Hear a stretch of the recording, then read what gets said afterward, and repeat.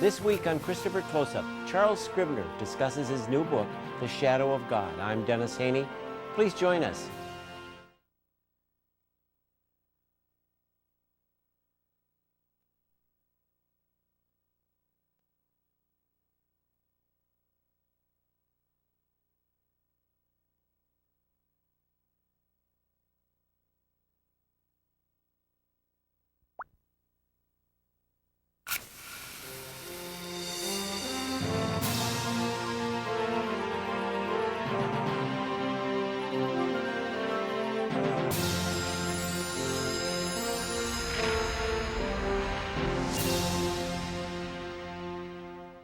Hello and welcome to Christopher Close-Up. I'm Dennis Haney.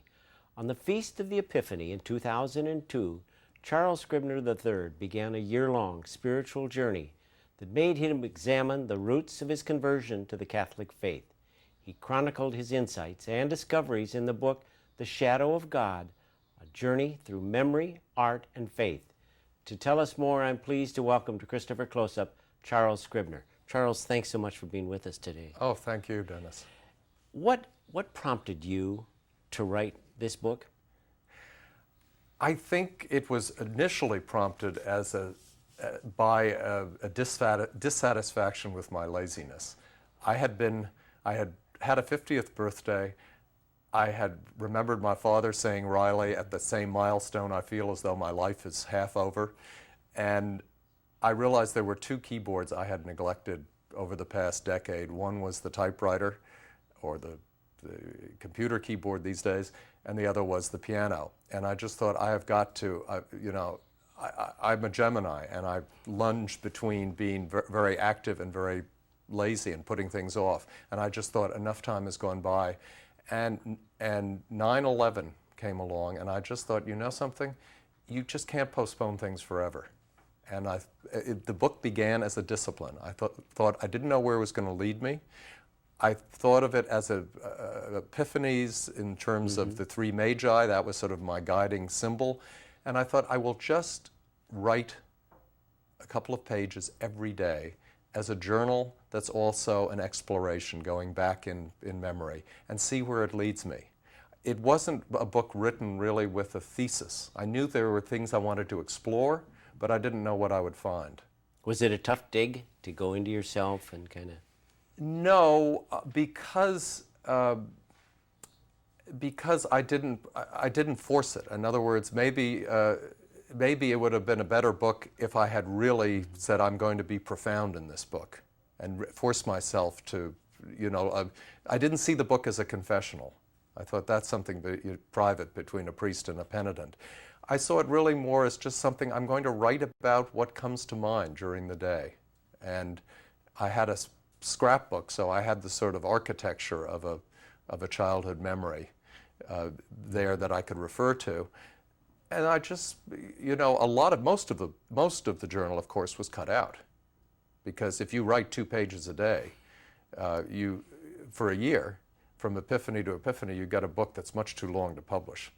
That puts you, a Scribner, in an interesting situation, because editors are now cutting back on your writing, which was kind of an interesting process too, I bet. Yes, but I thought, if you're not going to be a terrible hypocrite, Charlie, you got to trust the profession that you've worked at for. Sort of like if you go to a doctor or a pilot, you don't tell them how to perform the operation that you need or fly the plane that you're getting on. And I just thought, you know what? I gave the editor the manuscript. I said, do with it what you want. There's much too much here. You cut out what you think is superfluous. Interesting.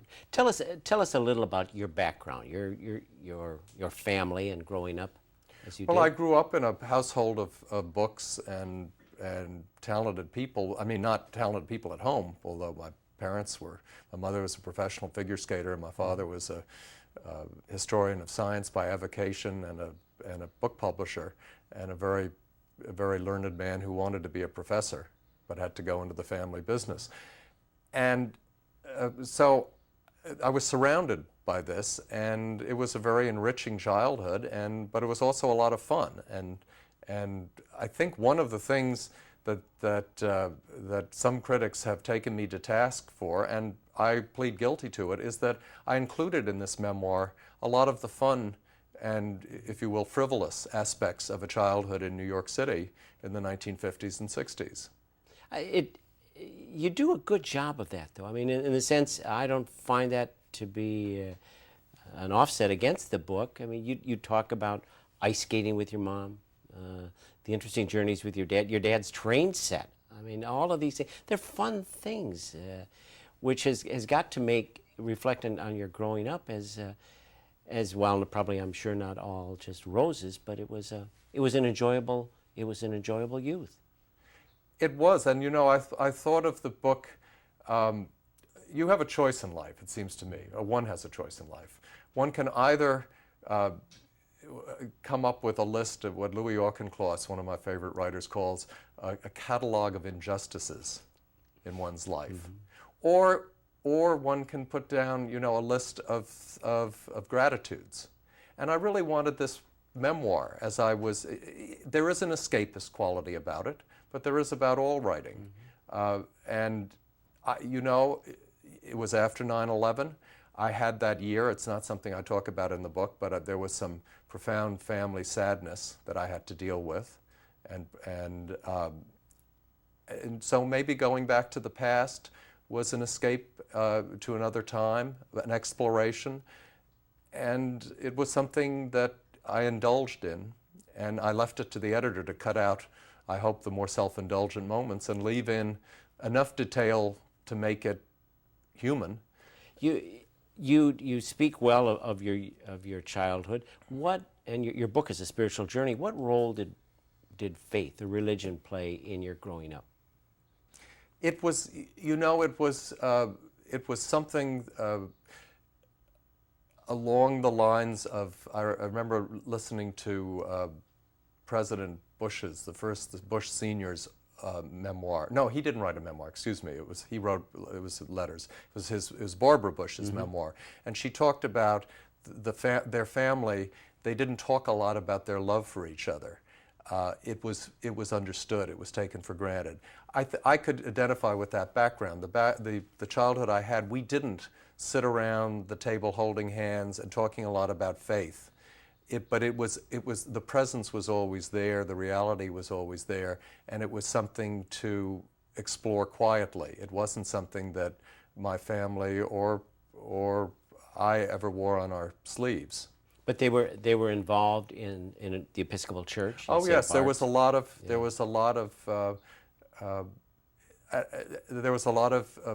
formal structure, in part, and I think this is very typical of Americans of all denominations, all faiths. I think it was a reinvigorated aspect of my parents' life that came about when I was born. I mean, children bring families into a situation that's more active in their church, whatever the church. But yet, you do a beautiful job in your book, and I don't know what age you were, of talking about your dad's almost crises of faith when his sister was dying, and how that really kind of tore at him as far as his relationship with a personal God. You know, I think I said in the book, you're absolutely right, Dennis. I think I described it in the book as, it was almost like a Graham Greene character. My father thought that experience of his 43-year-old sister dying of cancer, leaving behind 4 children, the youngest of whom was 4, he thought of that, he thought, for him that moment he thought was his loss of faith. But the rest of his life, I mean, this was 1961, and he died in 1995. The rest of his life was a life of good works. He was the head of the vestry at St. Bartholomew's. He was very active. And I thought on reflection, he thought of it as a loss of faith. But my interpretation was it was a loss of the consolation of faith. And that was a great phrase. He hadn't lost his faith, but like so many Graham Greene characters, they think they've lost their faith, but they end up praying. It's a great line, and I hope that I can continue to remember it when you talk about his loss of the consolation of faith, which in many ways is really what a lot of us seek, is this consolation of faith, this ongoing ability to believe in God and trust in God and make God our own. But yet, you do go on to say that he stayed very close to St. Bartholomew's and very active in it. So it's an interesting journey. And never discounted the Jesus of the Gospels or the message of the Gospels. I mean, I think I mentioned that he had no problem with the equation God is love, but as a historian of science, he, at that point, the sort of deist conception of the God who is the architect of the universe, who designs everything and oversees the inner workings of the clock. Well, of course, deism doesn't say that. It's the opposite. But I mean, this is the sort of notion that, to him, call it the cosmic God, that he couldn't reconcile with the message of the Gospels. But to his credit, he seems to, based on your narrative, he seems to have been thinking about it all along, even in his crisis. Yes, and practicing it. Which is admirable, I think. And, you know, as I say, I think probably I dwell on Graham Greene a lot more than other authors in the book. And it's so often the crux of a Graham Greene novel or play, like The Potting Shed, is the priest who thinks he's lost his faith in God. But his concern over his loss of faith is his proof of faith.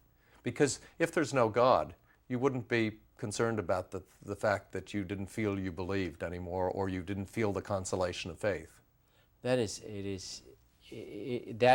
part in which you talk about that faith journey of your father's is a learning experience for the reader too, and I hope a lot of people do get into that part too.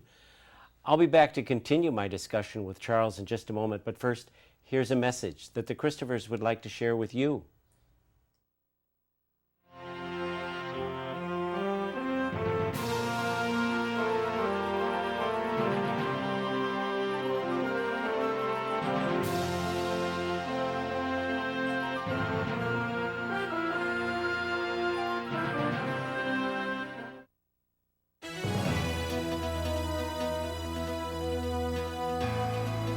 Some children grow up, some children are raised.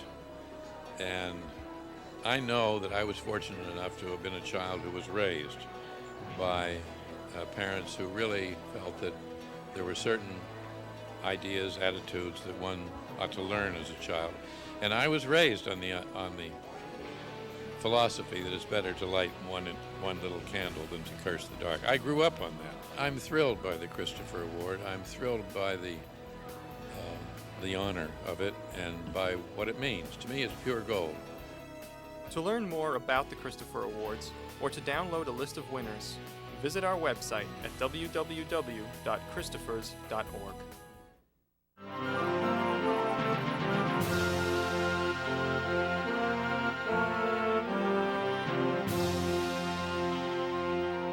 Welcome back to Christopher Close-Up and my visit with Charles Scribner, author of The Shadow of God, A Journey Through Memory, Art, and Faith. The spiritual journey. When did Catholicism become of interest to Charlie Scribner? It became, the interest was sparked, I guess, my freshman year at Princeton. So ironically, you know, the university of my Calvinist ancestors, those staunch Presbyterians. By the time I got to Princeton, the most active group of undergraduates in terms of worshiping every Sunday in this Gothic chapel that looks like a cathedral were the Roman Catholics. Well, I knew nothing about them really. I had some Catholic friends growing up, but I would go in, I went to Episcopal services there Sunday evening, but I'd pick up this paperback missal. And I'd say, what is this? This doesn't look like a churchy prayer book. And it was the new, then very fresh translation of the Mass into English. And it intrigued me. And then I had a cousin who I got to know, and her mother was my Episcopalian godmother, is my Episcopalian godmother, Aunt Patsy, who figures very prominently in this book. But she had married a Roman Catholic, and so all her 5 children, she very dutifully raised Roman Catholic with her husband. And when I went out and visited them, I was taken to the Catholic Church, and this was a new experience for me. And it was very ultra-modern, not like anything I was used to. And it was out in Long Island, and I thought, my initial reaction, I think I described the scene in that book, was this must be a really deep, powerful faith if people are willing to sacrifice, cozy buildings with stained glass windows for these ultra-modern structure and go to them every Sunday and worship. So, little did you know all of the turmoil that had gone through as they changed some of these structures, probably, and went to the modern, sometimes even gymnasiums. You had an experience at St. Elizabeth's in Fair Hills. yes, that's right. And that in your book you talk a little about, and almost as a powerful experience unto itself. Can you? Are you referring to my going there? It was the Sunday between freshman and sophomore years, and the Episcopal Church was closed. And so down the road in Far Hills was the Catholic Church of St. Elizabeth. And so I thought, well, I've gotten in the car and the church is closed. I'll go down the road and see what's going on there. So I went in, and by that time I was kind of intrigued. I mean, I was sort of dancing on the edge, or walking around the edge of the Catholic Church. And now I had a good reason to go in alone because my church was closed. And I saw in a few aisles, I was in the back of the church, and a few aisles in front was this wonderful woman whose children I'd grown up with, Nazi von Meister, and wonderful Austrian, she was an Austrian countess who had come to America to take care of her cousin who was dying of cancer as a very young mother. And her cousin died, and she ended up marrying the widower, Mr. von Meister. And Shades of the Von Trapps. well, it was her family actually went back ironically to the archbishop who gave Mozart such a hard time. So that sort of intrigued me, that she was of the family from Salzburg. But she had been a very Rubensian woman for all her life, but she now was a waif. She was in the last stages of cancer. And I saw her and I thought, there she was, serene. You know, she only had, as I look back on it, she only had a month and a half to live. But she was there, and her serenity, her dignity was inspiring. And she died that summer. Isn't it interesting when we think about an example like that, what a powerful impact that had on you, and doesn't that carry the message to all of us that you never know what kind of example, what kind of message you're sending to other people, and where it may take them? Oh, who was the writer? I saw it recently. It was a Catholic writer. Oh no, Catholic writer. It was St. Francis, who said. I saw this on the internet, but you can tell me what context. And he was quoted as saying, "Preach the gospel. If necessary, use words." And that is so true, that this lady in this church lived just what Francis was talking about. And it is our example and our gesture. And, it kind of bears out, excuse the plug for us, but it kind of bears out what the Christophers are talking about constantly, that you can make a difference. I'll be back to conclude my discussion with Charles in just a moment. But first, here's a message that the Christophers would like to share with you.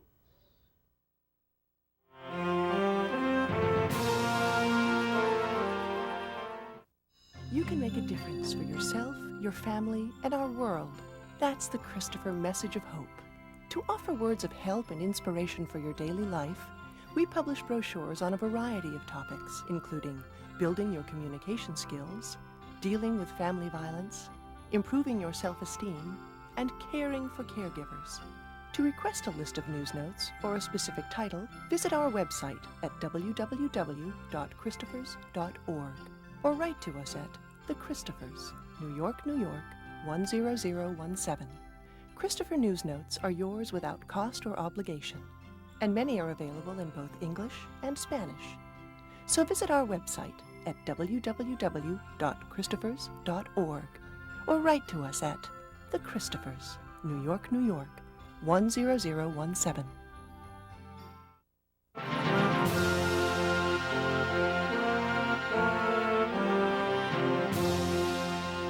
Welcome back to Christopher Close-Up and my visit with Charles Scribner. You say that art can shape the way we look at the world. How did you come to that conclusion, and how did you start including that within your spiritual journey? Well, Dennis, it comes back to me now, your first question about what prompted the book.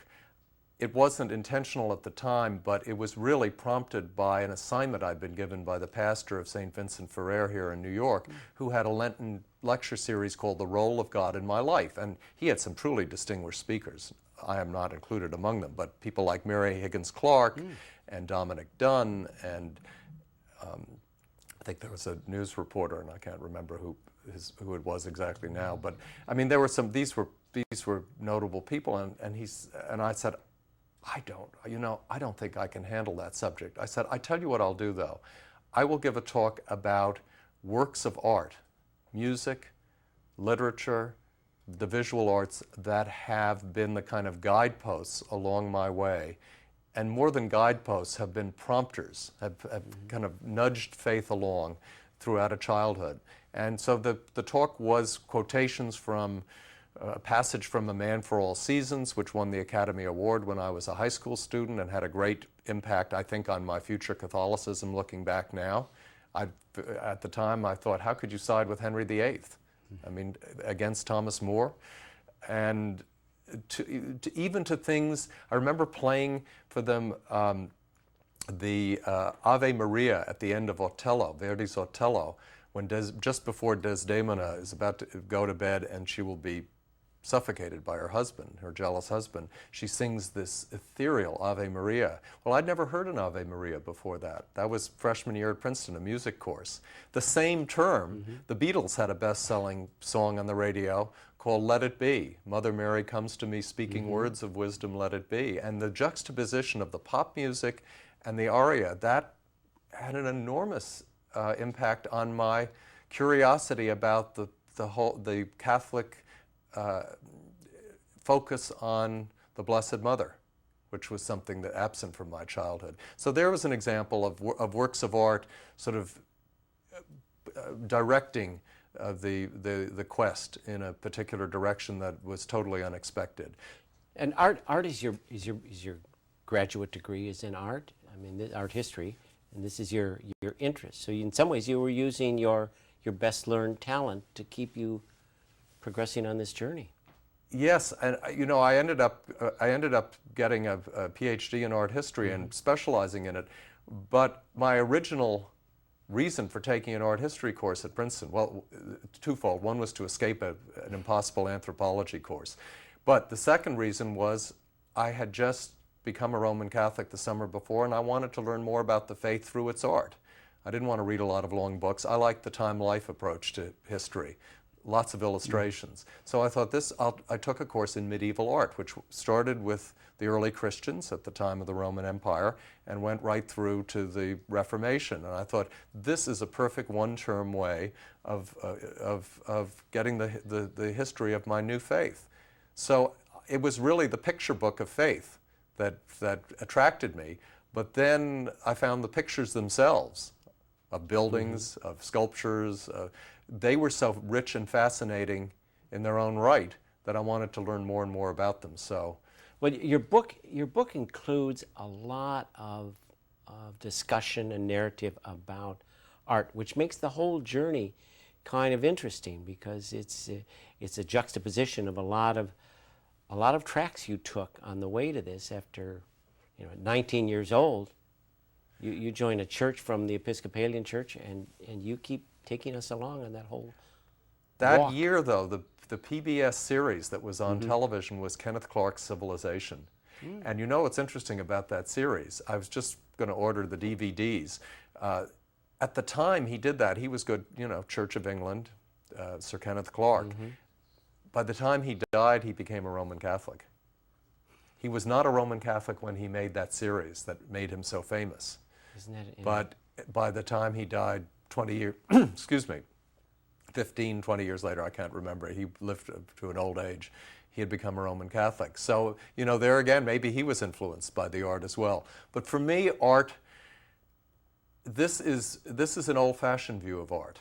This is art with content. This is not the modern notion of, contemporary notion of art as self-referential, of art just expressing itself or just expressing the artist. This was the notion of art as a window or art as a mirror. And for me, you know, for most of the centuries, art was a mirror of faith. It wouldn't have to be Roman Catholic faith, it could be pagan. But art was traditionally a mirror or reflection of religious beliefs. We've lost a little bit of this art, or appreciation for art as history in the church today, haven't we? Or maybe even in society, I guess. I think in society, and I think I think the century we just finished was really the culmination of the romanticism of the 19th century, where artists decided to break loose, break free of patrons, break free of the church, and express themselves. They were not serving a text, they were not serving a faith. It was all the expression of self. And as that went on into contemporary art and modern art, it became totally abstract. So art went to the furthest extreme. It became totally self-referential. It was art, it was its own content. There were no external constraints. And I've always felt that the great source of creativity, whether it's in a piece of music or a sonnet of Shakespeare, is the struggle between imagination or self-expression and the constraints of the form.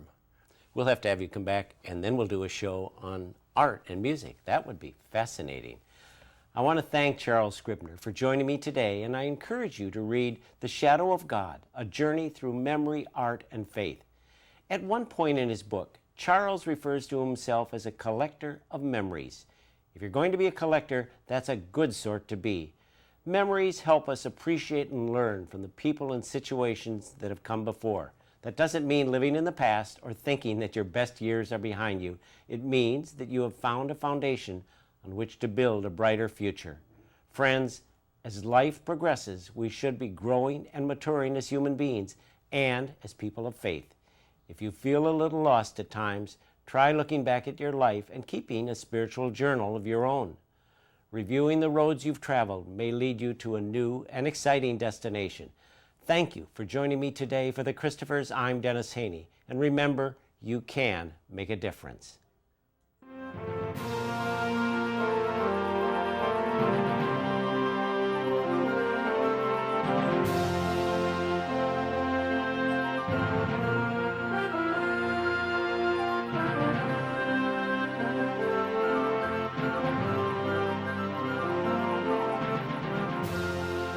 This program has been brought to you by the Christophers, New York, New York, 10017. Better to light one candle than to curse the darkness.